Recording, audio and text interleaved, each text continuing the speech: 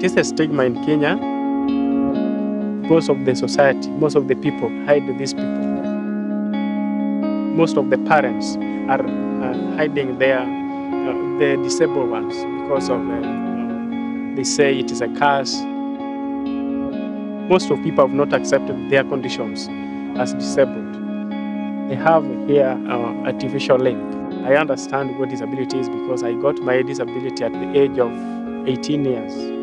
As a person who is having heart for the disabled, I become very sad because if the person who is hidden cannot actually realize his rights, he cannot go to school, he cannot access medical care, he cannot access so many things. We saw so many disabled Kenyans, and they crawled in on their hands and their knees. It's heartbreaking. I mean, it's just wrenching. And to think it's already difficult, the living conditions, but yet you have this disability that you can't even fathom. When you see 145 people crawl into the premises, drag themselves into the premises, and you see these people who've lived with disability for so long and they've struggled, it's pretty jarring. It's got a way of making you reframe your life in a very short amount of time. It's almost hopeless. It's the fact that the challenges are unbelievable, but to have challenges that you can't even walk out your front door, they need hope. Well, I really thought it was a scene out of the Bible. I mean, they just kept coming one after another. Every kind of imaginable disability, from people with burns and contractures and all kinds of deformities that, they live for decades like that. And they're all, have so much hope that we can give them, a future. You want to do something, you want to make their life better, so it's just a natural thing to do, an opportunity we can't pass.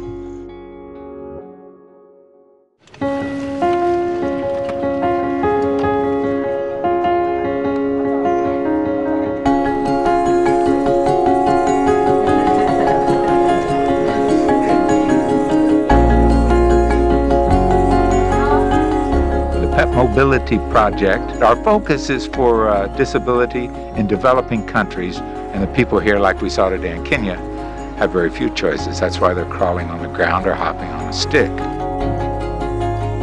The PET card, personal energy transportation card, what makes it unique is the fact that it's made specifically to use in rural settings. To be honest, we had no idea how many people were actually going to show up. But we gave out 145 pet cards. I think that as people started sitting on their pet cards, something did change. There was a sense of confidence, there was a sense of dignity, and just to see that enthusiasm was so amazing. And I think that's really what this whole project was meant to achieve in the first place.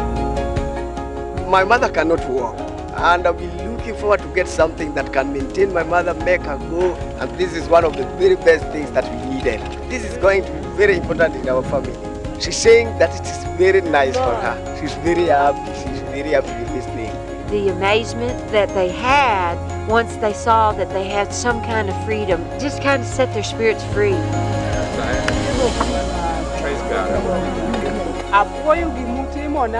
Engimana nyaka ne tin na nang'ol ka tin to gima neno kawuono mayudo ni pok nayudo be nok nang'e na nyalo yude.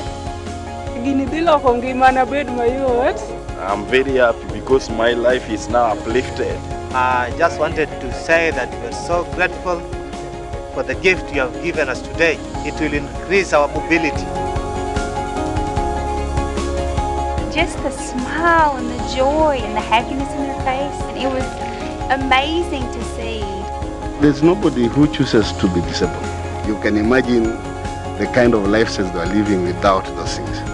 So what PET International, what Kenya Relief Organization has done today has really uplifted the lifestyles of our people, and I'm very grateful. What I see Kenya Relief has done has been they've identified that there is this great need in this local community, and they chose to step up and meet that. And that tells me something about their heart.